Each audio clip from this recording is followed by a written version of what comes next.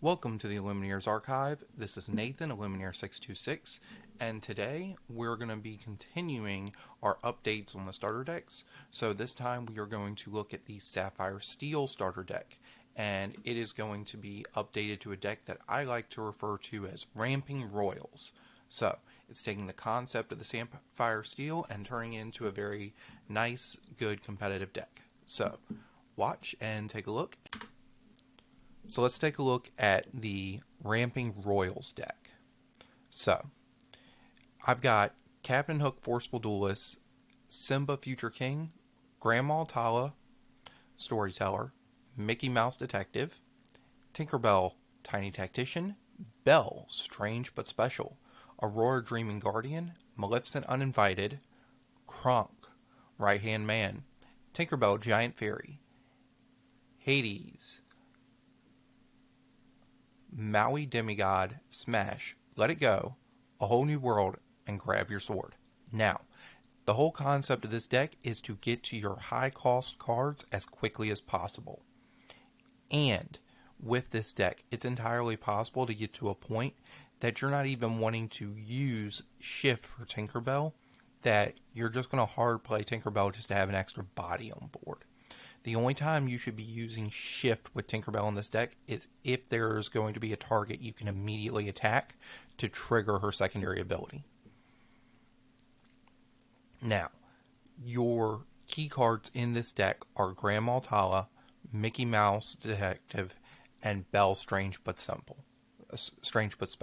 They are going to be what allows you to get to these high cost cards quickly. And A Whole New World is necessary for refilling your hand after you've put so much into your resources so quickly. Now, one of the great things about this deck is, unlike the structure deck where you had cards that became less good as the game went on, the fact that you have Simba Future King and Tinkerbell Tiny Tactician, if you draw a Mickey Mouse in the late game after you already have your 8 to 10 ink, you can just get rid of it to get another card.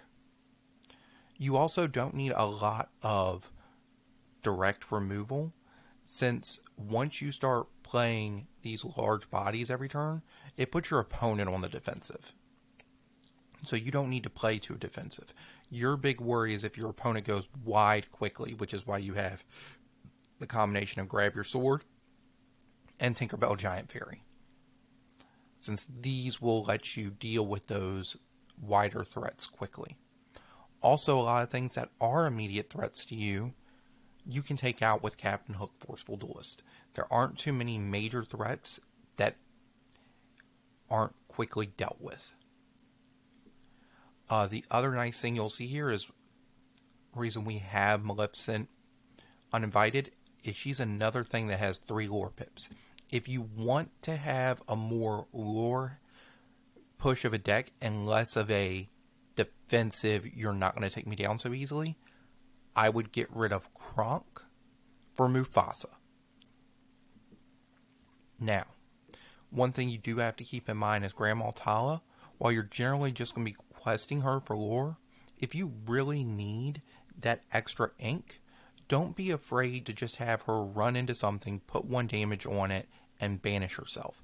Even if that 1 damage isn't going to kill the target, sometimes just getting that extra ink is worth it. Lastly, our true spot removal. This is why we're playing Hades as well as Let It Go. With a combination of these 2 cards, any major threats, which is really going to be more in the mirror match, you can just get rid of.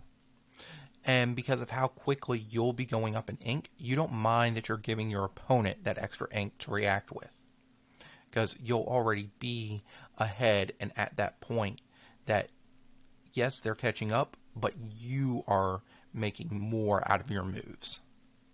So, thank you for watching and enjoy. If you like the content I'm making on this channel, please like and subscribe. And if you have any ideas for future content, please leave them down in the comments below. Thank you,